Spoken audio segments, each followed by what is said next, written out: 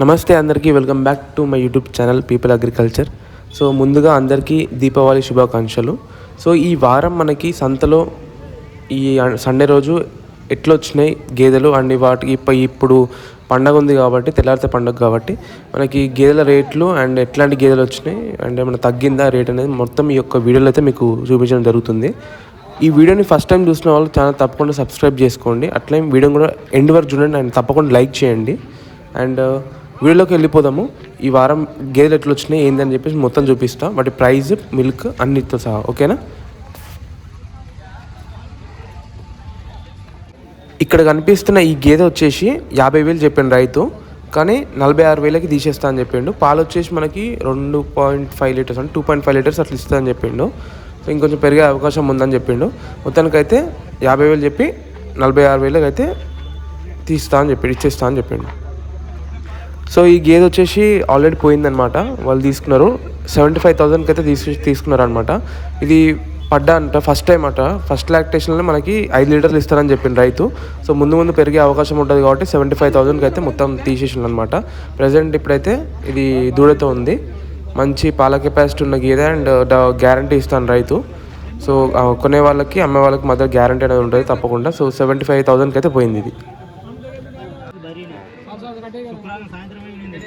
గంట మొదలు గంట తర్వాత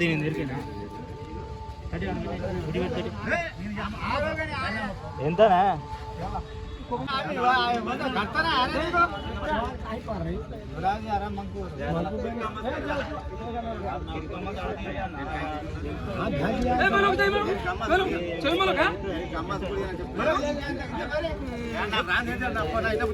మొత్తానికైతే పండగతో పాటు మనకు సంత కూడా మంచిగా జరుగుతుందని చెప్పచ్చు.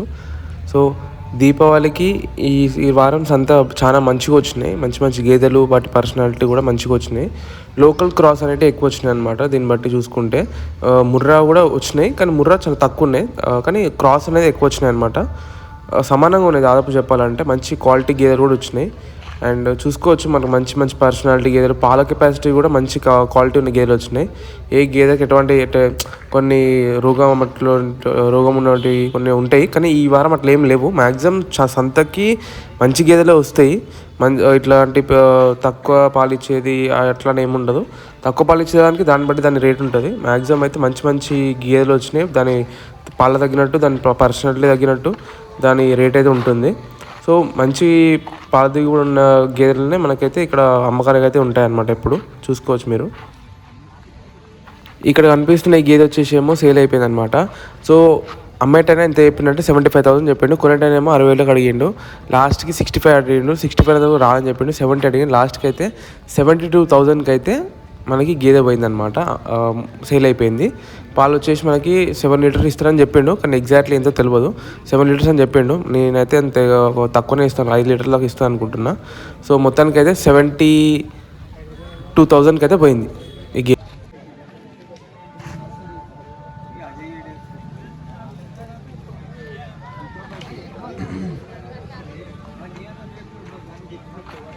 చూడే చూడే పాలు ఎన్ని చెప్తారా? తులసి 7 ఇచ్చింది. ఇప్పుడు 2 అవుతాను. సో ఇక్కడ కనిపిస్తున్న 2 గేదెలు వచ్చేసి సేల్ అయిపోయినాయి అనమాట. ఇవి వచ్చేసి 2,10,000కి అయితే పోయినాయి 2.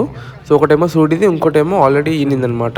చెక్ చేసుకోవచ్చు మీరు, చూడండి ఆల్రెడీ సేల్ అయిపోయినాయి ఇవి. ఫస్ట్ టైం తీసుకొచ్చాను సంతలకి. ఇంతకుముందుకు ఒకసారి వచ్చింది, ఇప్పుడు ఒకసారి.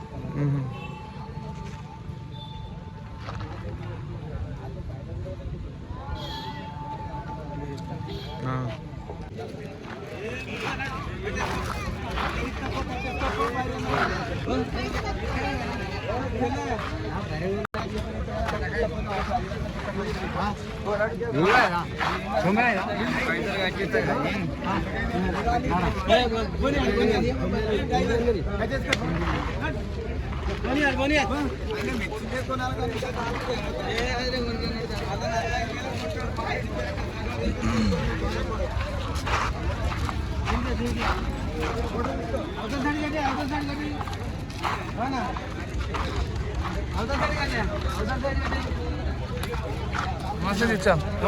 ఎంత పోయింది ఇది? ఒక చెప్పరా ఎంత పోయింది నార్మల్? సరే పాలు చెప్పు, పాలు చెప్పు. సో ఫైనల్గా నేను ఇంటికి వెళ్ళే టైంకి కూడా ఈ గేదె కూడా సేల్ అయిపోయింది. సో వాళ్ళని డైరెక్ట్గా అడిగి తెలుసుకుందాము. అతను తెలిసిన అంకులే, అతను ప్రైస్ తప్పకుండా చెప్తాడు. సో అతన్ని కూడా కనుక్కొని చెప్తాం ఇది ఎంత పోయిందో, పాల కెపాసిటీ ఎంత కూడా కనుక్కుందాము. సో చూద్దాం ఎంత చెప్తాడు ఏంటంటే. చెప్తారా 10 లీటర్?